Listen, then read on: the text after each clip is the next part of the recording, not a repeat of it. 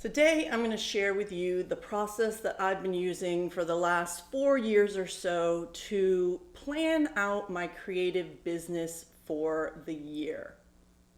Now, if the idea of planning around December and January gives you hives and thinking of things in advance is stressing you out, don't worry. Trust me when I say that this is not going to be something where Black Friday has just wrapped up and you're planning next year's Black Friday offers. Absolutely not. This process is really pretty low key. I have learned after years in business that it really works best for me to keep things flexible, to be willing to make adjustments, but it is important to think about the things that you want to accomplish. Otherwise, you get caught up in the day-to-day projects and don't ever take stock of the big picture. I had a coach once who called taking stock of her business and doing this kind of planning CEO days. And I think that is an important distinction, right? Sometimes we need to get the bird's eye view of our business rather than just working in our business. So you can do these exercises quarterly, you can do them twice a year, you can do them once a year. I usually do sort of a deep dive into my data and analytics once a year, and then do sort of the planning part of this, which I'm going to go through the different steps. But about halfway through the year, I revisit and start thinking about the second half of the year. So whatever works for you, you also don't have to stick to a traditional calendar. It's okay to do planning for your business in April or in October. Whatever works for you is fine. For me, December and January is a good time to reflect on what I've accomplished in the past year and start thinking about what's going on coming up, what I want to accomplish in the coming year. And so I do make an effort to set aside some time for planning around December or January. And I try to do it a little bit out of my normal workspace. In the past, I have met up with a biz bestie and we've gone to an Airbnb and we've done like a planning retreat together. I have also gone solo to a hotel away from my house to take some time and spend like just a day and a half getting some ideas and some fresh perspective. And when times didn't allow me to stay away for a night, I've gone to co-working spaces just for the day in order to get a new perspective and have some new ideas and really reflect on what I've been doing. So let's get into this process. Here's what you're going to need to do some planning. First of all, you're going to need access to any business numbers or analytics. And we will talk about which ones in a minute. Don't worry if you don't have a ton of data about your business. This might prompt you to start keeping some data, but that's okay. We're just gonna look at what we have. Also, totally recommend a cool pen and a notebook that you can set aside for this process year after year. And then finally, I have a downloadable PDF. The link is in the description and it goes through the prompts. It has some calendars. It takes you step by step through this process. So you're definitely going to want to download that. And you can do this process in 2 phases. So gathering data is going to be step 1, and then the remaining steps are the planning part. So if you want to break it up, that is totally fine as well. Step 1 of this process is to take stock of what you've done. First, we're going to look at some data, and I will tell you what numbers I typically look at. You may find that other numbers are important to you. And I recommend, if possible, if you have access to it, if you started your business more than a year ago, to compare the numbers that you write down to your previous year's number.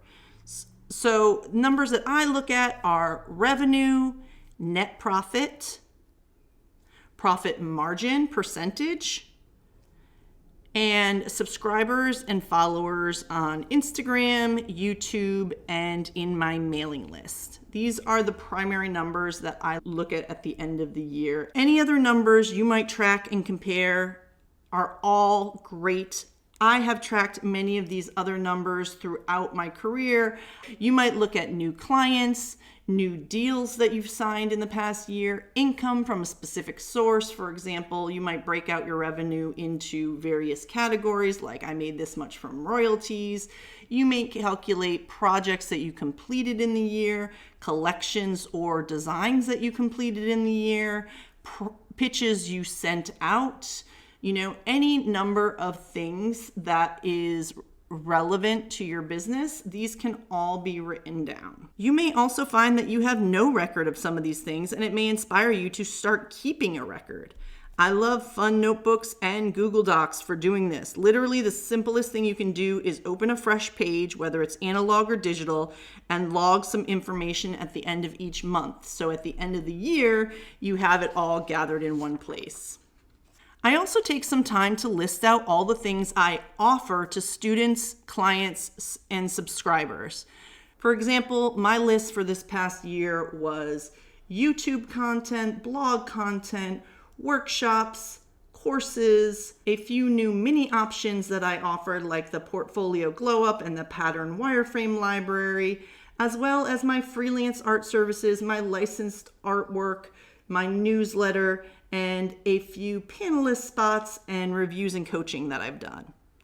I categorize these things on what's paid versus unpaid because this helps me in the next step, step 2.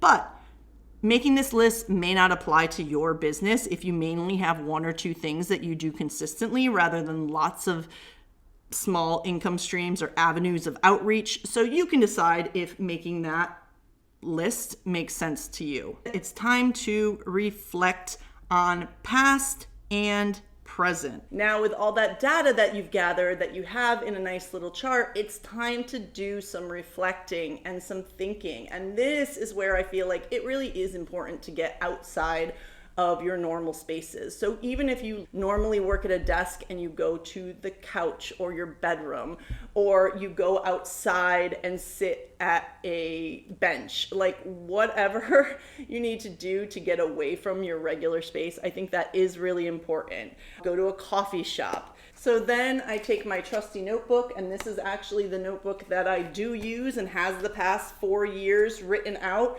I do recommend having a notebook, or if you're like a fully digital person, then it could be in your iPad, in a note-taking app, or wherever, but like truly like writing down really helps with this process.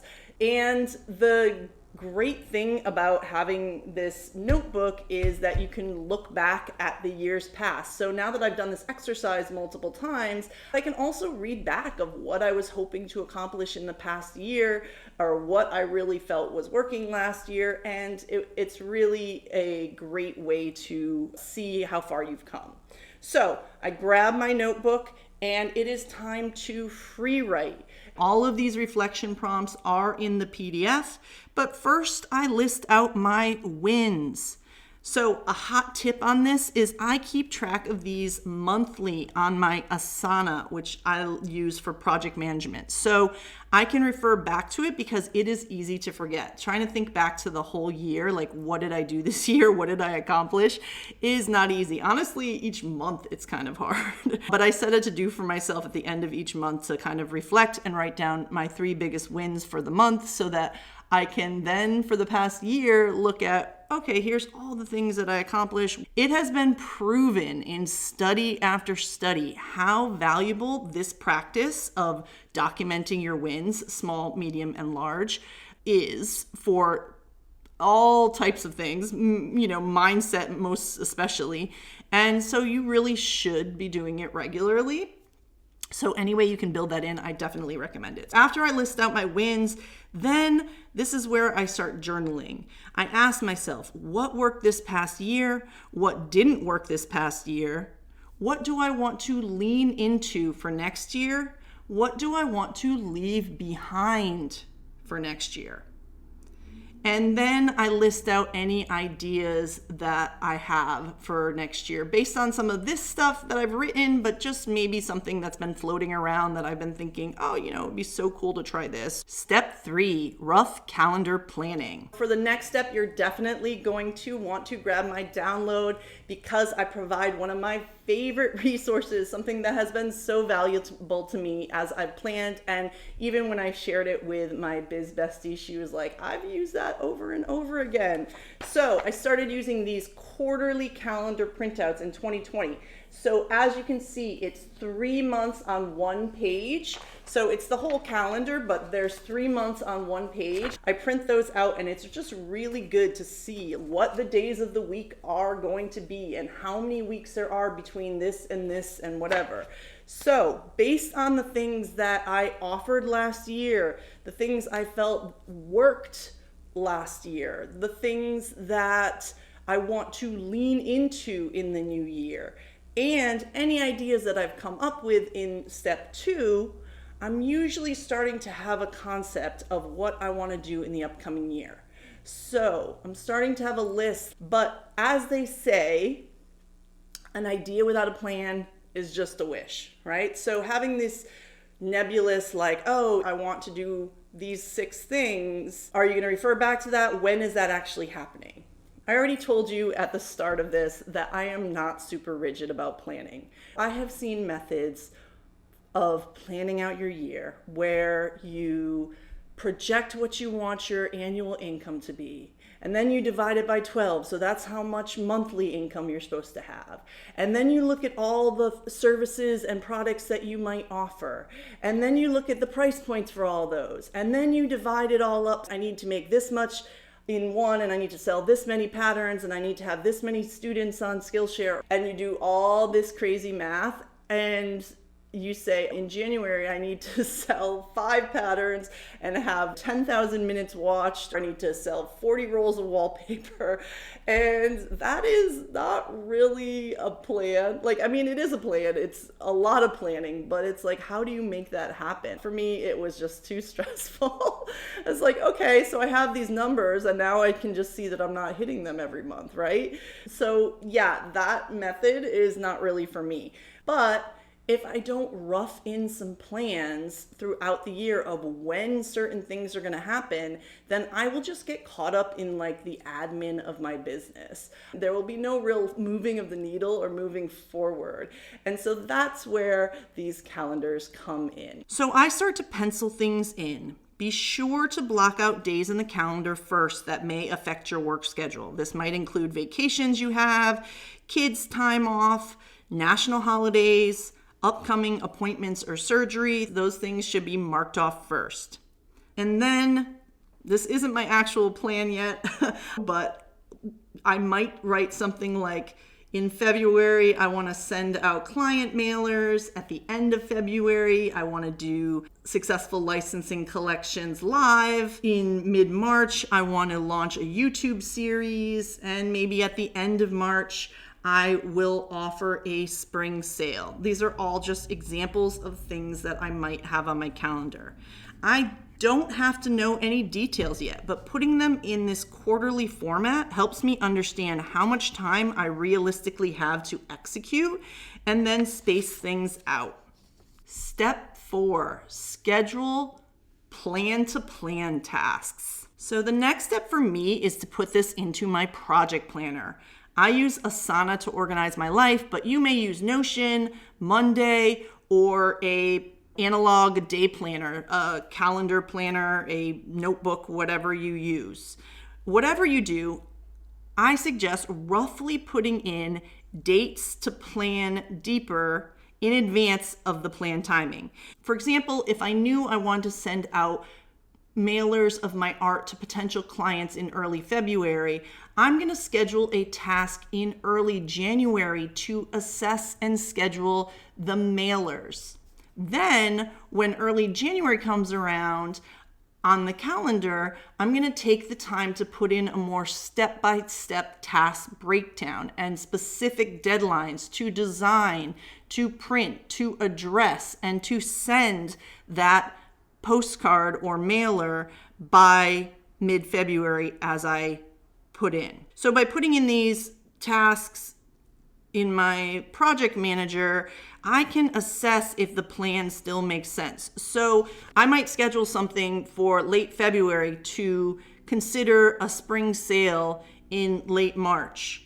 And I might get to late February and decide that, no, actually, I don't want to offer a spring sale because I've got excited about a different project and I'll be changing my mind to offer that, or I already know I have a lot of client work coming up and I'm just not going to have time to deal with it. Whatever the reason, I can make that decision at that time. But having it roughly in my calendar, it really helps. And for sure, there have definitely been times that I get to a May idea I wrote out in December and I throw it out. I usually do about 6 months of planning in December and January, and then I schedule a plan the second half of my year date in May in my project planner. So far for me this season, I have done step one. I've gathered my numbers and started to compare them to last year and started to, I've made a list of all the things I did offer in this past year, but I haven't gotten to step two yet. Like I said, I'm pretty loose about the timeline. I don't have to have it completed by early December. I'm going to be going into January with this one. So I haven't really synthesized my takeaways from things yet. I will potentially be sharing some of that stuff in a future video. Maybe I'll share some of my numbers. We'll see. I'm a loose planner. Can't guarantee anything. But first of all, I would love if you let me know in the comments if this method seems like it could work for you. I hope you do try it, and then you can tell me it does work for you or doesn't work for you, or you prefer something more rigid or you prefer something less rigid. But it does take a little digging for your numbers if you don't keep a lot of records of things. If you're just getting started in your business, you might just be going along, creating art, doing the best you can, and not necessarily keeping a lot of numbers. I really love to look at what's coming up, and I think this can encourage you to start keeping a few numbers. It's okay if you don't have a lot of numbers the first time you do this. If you don't have much income to speak of, if you didn't really keep track and you can't kind of look back easily, but all of the numbers that I mentioned at some point I kept track of. Now, obviously, my business has shifted over the years, but when I was first getting started, I was keeping track of these things, and it's good to reflect on those numbers, whatever they are, and give yourself grace, right? Understanding that the numbers don't define you, but it does help you to paint a picture and figure out what might come next. So download that guide. It is in the description. Take some time. It probably takes 20 to 30 minutes to gather your numbers depending, and I'd say 30 minutes to do some journaling and maybe another 15 or 20 to do steps 3 and 4. So this could be an hour, 2-hour process, but you can break it up, get that download, do a little planning, do a little reflecting. I hope this helps you, and I'm wishing you a very successful upcoming year. Ready to level up your surface pattern design game? Dive into the ultimate resource hub for aspiring designers, the Surface Pattern Boss Toolkit. Unlock a treasure trove of freebies, including sales sheet templates, exclusive industry expert videos, and mini courses to grow your creative business. Don't miss out. Click the link in the description below to access your toolkit now and become a pattern design pro.